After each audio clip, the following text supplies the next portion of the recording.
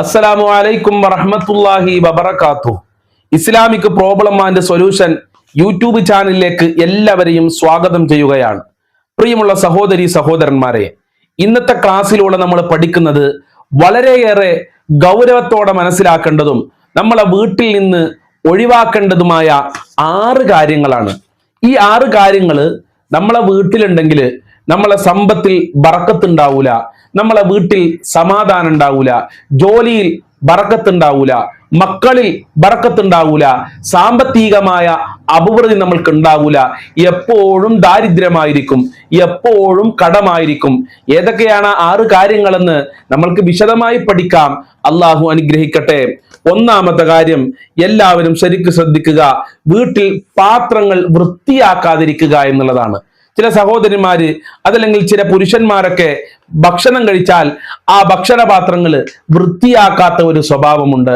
അടുക്കളയിൽ എപ്പോഴും പാത്രങ്ങൾ വൃത്തിയായി വെക്കണം.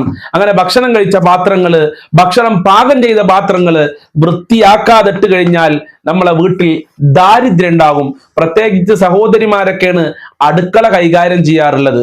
അതിന്റെ അർത്ഥം പുരുഷന്മാർക്ക് അടുക്കള കൈകാര്യം ചെയ്യാൻ പറ്റൂല, പുരുഷന്മാർക്ക് പാത്രങ്ങൾ കഴുകി വെക്കാൻ പറ്റൂല എന്നല്ലട്ടോ.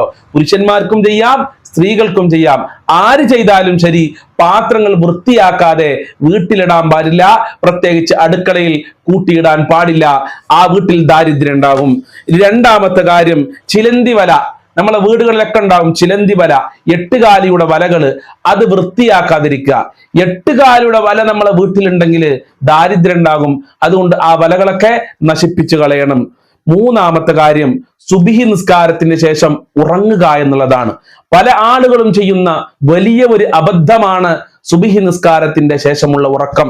മഹദിയായ ഫാത്തിമ റളിയല്ലാഹു അൻഹ സുബ്ഹി നിസ്കാരത്തിന്റെ ശേഷം ഉറങ്ങുന്നത് കണ്ടപ്പോൾ അള്ളാൻ റസൂല് ഫാത്തിമ ബീബിയോട് പറഞ്ഞു, മോളെ ഫാത്തിമ, ഇത് ഉറങ്ങേണ്ട സമയമല്ല, ഇത് വളരെ പ്രധാനപ്പെട്ട ഒരു സമയമാണ്, അള്ളാഹു ബറക്കത്ത് ചെയ്ത സമയമാണ്, അതുകൊണ്ട് ഈ സമയത്ത് ഉറങ്ങരുതേ എന്ന് മുത്തുനബി സല്ലല്ലാഹു അലൈഹി വസല്ലം തങ്ങൾ ഫാത്തിമ ബീബിയോട് പറഞ്ഞിട്ടുണ്ട്.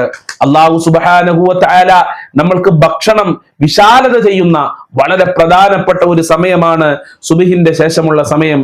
പിശാചുക്കളിൽ നിന്ന്, പിശാച് ബാധയിൽ നിന്ന് അള്ളാഹു നമ്മൾക്ക് കാവൽ നൽകുന്ന ഒരു സമയമാണ് സുബ്ഹി നിസ്കാരത്തിന്റെ ശേഷം.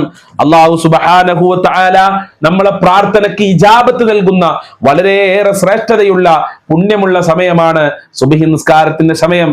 അതുപോലെ തന്നെ ധാരാളം ദിക്റുകളും സ്വലാത്തുകളും ചെല്ലേണ്ട വളരെ പ്രധാനപ്പെട്ട ഒരു സമയമാണ്. ഒരു ഇബാദത്തിന് ഇരട്ടി പ്രതിഫലം അള്ളാഹു നൽകുന്ന വളരെ പ്രധാനപ്പെട്ട ഒരു സമയം. സുബ്ഹി നിസ്കാരം മുതൽ സൂര്യൻ ഉദിക്കുന്നത് വരെ ഒരാൾ ദിക്റിലായി സ്വലാത്തിലായി മുഴുകിയാൽ അവനിക്ക് അല്ലാഹു സുബ്ഹാനഹു വ തആല ഹജ്ജ് ചെയ്ത പ്രതിഫലം കൊടുക്കും, ഉംറ ചെയ്ത പ്രതിഫലം കൊടുക്കുമെന്ന് വരെ മുത്തുനബി നമ്മളെ പഠിപ്പിച്ചിട്ടുണ്ട്. അതുകൊണ്ട് പ്രിയമുള്ളവരെ, സുബ്ഹി നിസ്കാരത്തിന്റെ ശേഷം കിടന്നുറങ്ങരുതേ. അത് ഉറങ്ങാനുള്ള സമയമല്ല, അല്ലാഹു ബറക്കത്താക്കപ്പെട്ട സമയമാണ്. ആ സമയത്ത് ഉറങ്ങാൻ നല്ല രസമായിരിക്കും, നല്ല ആനന്ദമായിരിക്കും. പക്ഷേ നമ്മളെ ബറക്കത്ത് നഷ്ടപ്പെട്ടു പോകും, നമ്മളെ സ്വസ്ഥതയും നമ്മളെ സമാധാനവും നഷ്ടപ്പെട്ടു പോകും. അല്ലാഹു കാക്കട്ടെ. നാലാമത്തെ കാര്യം, ഖുർആൻ ഓതാതിരിക്കുക. പല ആളുകളും ഖുർആൻ ഓതൂല. ഷോക്കേസിലൊക്കെ അലമാരകളിൽ ഖുർആൻ ഉണ്ടാകും, ഖുർആൻ ഓതുകയില്ല. എൻ്റെ പ്രിയമുള്ളവരെ, നമ്മളെ ജീവിതത്തിലെ എല്ലാ പ്രയാസങ്ങൾക്കും, എല്ലാ ബുദ്ധിമുട്ടുകൾക്കും, എല്ലാ രോഗങ്ങൾക്കും, എല്ലാ ടെൻഷനും പരിഹാരം പരിശുദ്ധ ഖുർആനിലുണ്ട്. ഖുർആനാണ് നമ്മളുടെ എല്ലാ രോഗങ്ങൾക്കുമുള്ള മരുന്ന്. പക്ഷേ നമ്മൾ ഖുർആനുമായി ബന്ധപ്പെടുന്നില്ല. ഒരു മുസ്ലിമായ മുഅ്മിനായ മനുഷ്യന് ഖുർആൻ ഓതാത്ത ഒരു ദിവസം പോലും ഉണ്ടാവൂല എന്നുള്ളതാണ്. നമ്മൾ യഥാർത്ഥ മുഅ്മിനാണെങ്കിൽ എല്ലാ ദിവസവും ഖുർആൻ ഓതും. ചില ആളുകൾ മനസ്സിലാക്കിയത് റമദാൻ മാസത്തിൽ മാത്രമാണ് ഖുർആൻ ഓതേണ്ടത് എന്നാണ്, വെള്ളിയാഴ്ച മാത്രമാണ് ഖുർആൻ ഓതേണ്ടത് എന്നാണ്. അത് തെറ്റാണ്. എല്ലാ സമയത്തും ഖുർആൻ ഓതണം. ഖുർആൻ വലിയ ബറക്കത്താണ്. ഖുർആൻ ഓതുന്ന വീട്ടിൽ സമാധാനവും സന്തോഷം ഉണ്ടാകും, അള്ളാഹിന്റെ റഹ്മത്ത് വരും. അതുപോലെ തന്നെ പിശാചുക്കളിൽ നിന്ന് അള്ളാഹു രക്ഷ നൽകും. അതുകൊണ്ട് ഖുർആൻ ഓതൽ ഒഴിവാക്കിയാൽ, ഖുർആൻ ഓതാത്ത വീട്ടില് സമാധാനം ഉണ്ടാകൂല. ഖുർആൻ ഓതുന്ന വീട്ടിൽ സമാധാനം ഉണ്ടാവും. ഖുർആൻ ഓതൽ ഒഴിവാക്കിയാലോ എപ്പോഴും പ്രശ്നമായിരിക്കും, എപ്പോഴും ബുദ്ധിമുട്ടായിരിക്കും, ഒരു സന്തോഷം ഉണ്ടാവൂല, എപ്പോഴും ടെൻഷൻ ആയിരിക്കും. അള്ളാഹു കാക്കട്ടെ. അഞ്ചാമത്തെ കാര്യം നിസ്കാരം ഒഴിവാക്കാണ്. അത് കൂടുതലായി വിശദീകരിക്കേണ്ട. ഒരു മുസ്ലിമാണ്, പ്രായപൂർത്തിയും ബുദ്ധിയും ശുദ്ധി ഉണ്ടെങ്കിൽ മരണം വരെ നിസ്കരിക്കണം. അത് നിർബന്ധമാണ്. നിസ്കാരം ഒഴിവാക്കി കഴിഞ്ഞാൽ ഒരു നിലക്കും നമ്മൾക്ക് രക്ഷപ്പെടാൻ കഴിയൂല. ഒരു നിലക്കും നമ്മൾക്ക് രക്ഷപ്പെടാൻ കഴിയൂല. മരണസമയത്ത് രക്ഷയില്ല, ജീവിതകാലത്ത് രക്ഷയില്ല, മരണശേഷവും നമ്മൾക്ക് രക്ഷപ്പെടാൻ കഴിയൂല. അതുകൊണ്ട് നിസ്കാരം ഒഴിവാക്കരുതേ. നിസ്കാരം ഒഴിവാക്കിയിട്ട് എത്ര വലിയ വിദ്യാഭ്യാസം മക്കൾക്ക് കൊടുത്താലും, എത്ര വലിയ വീട് നിർമ്മിച്ചാലും, എത്ര വലിയ വാഹനം വാങ്ങിയാലും, എത്ര വിലപിടിപ്പുള്ള ഡ്രസ്സ് നമ്മൾ ധരിച്ചാലും, നമ്മൾ എത്ര വലിയ അധികാരികളാണെങ്കിലും നമുക്ക് സമാധാനം ഉണ്ടാവൂല, സന്തോഷം ഉണ്ടാവൂല. ആറാമത്തെ കാര്യം മാതാപിതാക്കളെ അവഗണിക്കുക എന്നുള്ളതാണ്. മാതാപിതാക്കളെ ബഹുമാനിക്കാതിരിക്കുക എന്നുള്ളതാണ്. നമ്മളെ വീട്ടിലെ ബറക്കത്ത് നമ്മളെ മാതാപിതാക്കളാണ്. പല ആളുകളും മാതാപിതാക്കളെ വീട്ടിൽ നിന്ന് ഇറക്കി വിടാറുണ്ട്. വൃദ്ധസദനങ്ങളിൽ കൊണ്ടുപോയി ആക്കുന്ന ആളുകളൊക്കെ ഉണ്ട്. നീ രക്ഷപ്പെടൂലട്ടോ. നിന്റെ രക്ഷയാണ് മാതാപിതാക്കള്.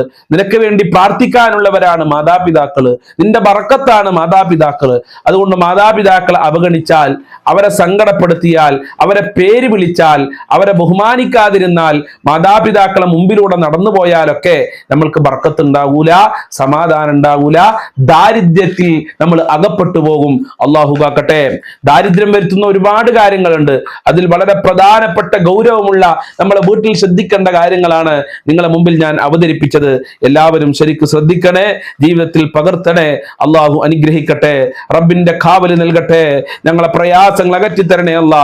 മാതാപിതാക്കൾക്ക് ആഫിയത്തും ആരോഗ്യവും ദീർഘായുസ്സും കൊടുക്കണേ റഹ്മാനെ. അതുപോലെ പ്രത്യേകിച്ച് സൂറത്തുൽ വാഖിയ പാരായണം ചെയ്യണം. അള്ളാഹു അനുഗ്രഹിക്കട്ടെ. അതുപോലെ സൂറത്തു യാസീൻ പാരായണം ചെയ്യണം. അതുപോലെ തന്നെ മക്കളോട് നല്ല കാര്യങ്ങളൊക്കെ ഉപദേശിച്ചു കൊടുക്കുക. നമ്മൾ മക്കൾക്ക് നല്ല മാതൃകയാവണം. മാതാപിതാക്കൾ മക്കളോട് നിസ്കരിക്കാനും പള്ളിയിൽ പോകാനും ഖുർആൻ ഓതാനൊക്കെ പറയും. പക്ഷെ മാതാപിതാക്കൾ നിസ്കരിക്കൂല, ഖുർആൻ ഓതൂല്ല. പിന്നെ എങ്ങനെയാ മക്കൾ നന്നാവുക? ആദ്യം നമ്മൾ നന്നാവണം. അള്ളാഹു മക്കളെയൊക്കെ നന്നാക്കി തരട്ടെ. മക്കൾക്ക് പഠിച്ച ജോലി നൽകി അള്ളാഹു അനുഗ്രഹിക്കട്ടെ. കടങ്ങളെ തൊട്ട് കാക്കട്ടെ, ദാരിദ്ര്യത്തിനെ തൊട്ട് ഞങ്ങളെ കാക്കണേ റഹ്മാനെ. സമാധാനമുള്ള ജീവിതം നൽകണേ അല്ലാ. ഇൻഷാ അല്ലാ ഇങ്ങനെയുള്ള ക്ലാസ്സുകൾ കേൾക്കാൻ വേണ്ടി നമ്മളെ ചാനൽ സബ്സ്ക്രൈബ് ചെയ്യുകയും നിങ്ങളെ ഫാമിലി ഗ്രൂപ്പുകളിലേക്കും നിങ്ങളുമായി ബന്ധപ്പെട്ടവരിലേക്കൊക്കെ നമ്മളെ ചാനലുകൾ എത്തിച്ചു കൊടുക്കണം. ഈ വിവരങ്ങൾ ഷെയർ ചെയ്തു കൊടുക്കണമെന്ന് പ്രത്യേകം ഓർമ്മപ്പെടുത്തി ഞാൻ ഇന്നത്തെ ക്ലാസ് അവസാനിപ്പിക്കുന്നു. അള്ളാഹു അനുഗ്രഹിക്കട്ടെ. നമുക്ക് അല്പം സലാത്ത് ചൊല്ലാം. ബിഫളിലി സ്വല്ലല്ലാഹു അലാ മുഹമ്മദ് സ്വല്ലല്ലാഹു അലൈഹി വസല്ലം സ്വല്ലല്ലാഹു അലാ മുഹമ്മദ് സ്വല്ലല്ലാഹു അലൈഹി വസല്ലം اللهم صل على محمد يا رب صل عليه وسلم. السلام عليكم ورحمة الله وبركاته.